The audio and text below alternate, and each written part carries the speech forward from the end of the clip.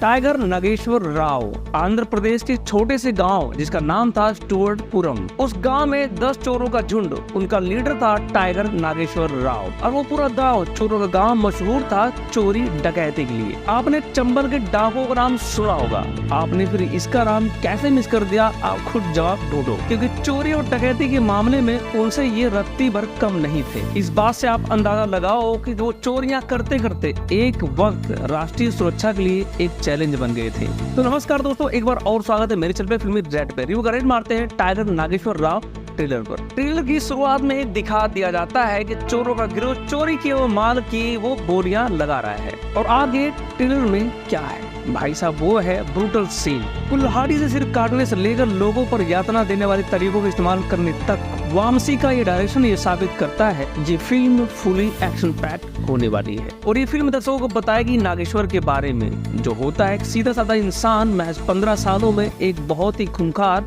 डाकू बन जाता है। इतना बड़ा डाकू बन जाता है कि वो राष्ट्रीय सुरक्षा के लिए एक चैलेंज बन जाता है। और इस आदमी को अपने नाम के आगे टाइगर क्यों लगाना पड़ा? इस टीजर में स्टुअर्टपुरम का नाम का भी जिक्र है। आपको बता दो, ये आंध्र प्रदेश का छोटा सा गाँव है। कुछ गाँव होते हैं ना, कोई न कोई चीज के लिए मशहूर होते हैं, तो ये गाँव बेसिकली मशहूर है, उन चोरों का अड्डा है। मोस्ट वांटेड चोर यहाँ पर रहते हैं। और वो चोर मशहूर बस आंध्र प्रदेश में नहीं होते हैं, वो चोर इतने मशहूर होते हैं कि पूरे ऑल ओवर भारत में इनका नाम आता है। और टीजर में आगे दिखाता भी है, जहाँ एक तरफ नागेश्वर राव को टैकल करना पड़ेगा पुलिस डिपार्टमेंट से, वहीं पर टैकल करना पड़ेगा अपने ही कंपटीटर से। मतलब हर बिजनेस में कंपटीटर होते हैं, तो यहाँ पर भी कंपटीटर हैं। और कहते हैं ना, हर बिजनेस का एक फिलोसफी होती है, वो ये कि अपने बिजनेस को अगर बड़ा करना है, बड़ा बनाना है, तो सबसे पहले अपने कंपटीटर को ध्वस्त करो। और वो कहावत आपने सुनी होगी, चोर चोर मौसेरे भाई। तो यहाँ मौसेरे भाई नहीं है, यहाँ चोर चोरी है जो एक दूसरे को खत्म करने में लगे हुए हैं। अच्छा, इसमें दिखाता भी है नागेश्वर राव अरेस्ट हो चुका है। और आपको बता दो, जब तक वो नागेश्वर राव छोटी मोटी चोरियां करता है तब तक वो अरेस्ट हो जाता है। लेकिन असली कहानी तब तो शुरू होती है जब वो नागेश्वर राव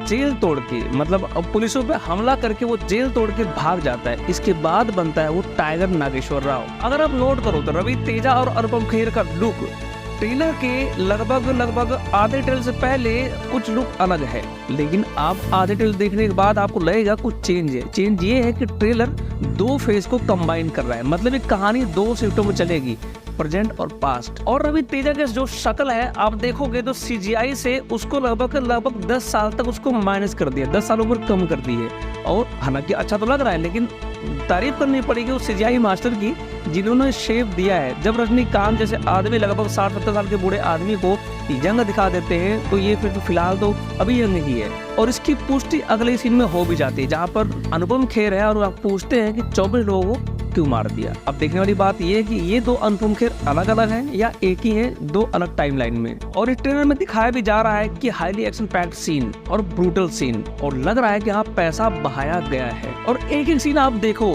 देख के लगता है कि हाँ प्रोडक्शन वैल्यू तो जबरदस्त थी, पैसे की कोई कमी नहीं थी। क्योंकि जो पैसे वाले जो भाई साहब थे वो थे अपने अभिषेक अग्रवाल, जो कश्मीर फाइल के हिट होने जितना सारा पैसा गया इनकी जेब में गया, तो वो पैसा भी यहाँ लगाते हुए दिख रहे हैं। अगर आप ट्रेलर में नोट करो तो 1 सेकंड में लगभग 2 हत्याएं हो रही हैं। किसी का सर गायब हो रहा, किसी का हाथ गायब हो रहा। बड़े बड़े एक्शन सीन से वो अलग, जितने भी विजुअल दिखाए गए हैं वो सारे विजुअल बहुत ही डिस्टर्बिंग हैं। और जैसा कि मैंने बोला था कि ये आदमी नेशनल थ्रेट बन चुका है, और यहाँ इसका जिक्र भी होता हुआ दिखाया जा रहा है, जहाँ पर अनुपम खेर बोलता है कि पीएम की सिक्योरिटी से कोई कंप्रोमाइज नहीं होगी, क्योंकि वो नागेश्वर राव अब थ्रेट हो चुका है।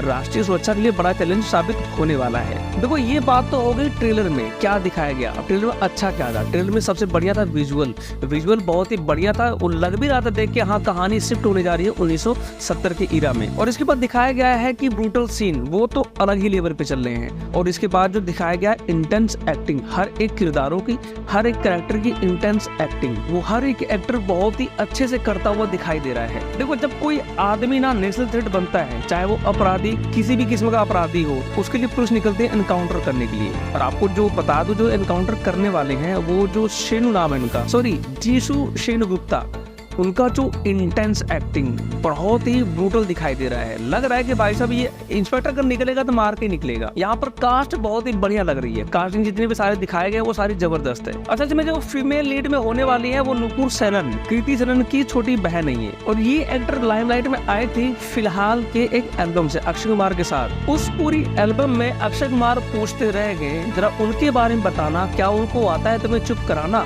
जो तो मुझे छोड़ के जा रही हो। तो इसका मतलब जवाब क्लियर मिल गया होगा अक्षय कुमार को कि नहीं, चुप कराना नहीं है, इसीलिए वो नागेश्वर राव के पास आ गई है। अब उम्मीद करते हैं कि नागेश्वर राव इनको चुप करा लेते होंगे। थ्रिल के लास्ट में ये मैसेज दे दिया जाता है ऑडियंस को कि इसमें थ्रिल होने वाली है। वो थ्रिल ये कि एक पुलिस वाला नागेश्वर राव का इनकाउंटर करना चाहता है, इनकाउंटर करे ना करे लेकिन अरेस्ट तो जरूर कर लेता है। अगर आपको लगता हो कि गिरफ्तारी के साथ नागेश्वर राव की कहानी खत्म होगी तो नहीं, वहाँ पर कहानी शुरू होती है टाइगर नागेश्वर राव की। अब वो कहानी क्या है वो फिल्म देख के तभी आपको बता पाऊंगा। फिलहाल तो ट्रेलर बहुत ही धांसू लगा, जबरदस्त लगा, चाहे वो सिनेमेटोग्राफी हो, चाहे वो एक्शन सीन हो, चाहे उसके विजुअल हो, चाहे वो उसके बीजीएम हो, हर एक चीज फैंटास्टिक है। और इसी के साथ हाँ, रवि तेजा डाकू तो लग रहे हैं, खूंखार रूप देखने को मिल रहा है भाई साहब, वो देखने में डरावना है। और सबसे ज्यादा डरावना तब लगता है जब ट्रेन के ऊपर लास्ट में जाता है चोरी करने के लिए। तो दोस्तों आप बताओ आपको ये ट्रेलर लगा कैसे, और ये आप ये बताओ कमेंट बॉक्स में भाई साहब। और हाँ, चैनल को सब्सक्राइब करना। मिलते हैं अगली रिव्यू में, तब तक नमस्कार, जय हिंद, वंदे मातरम।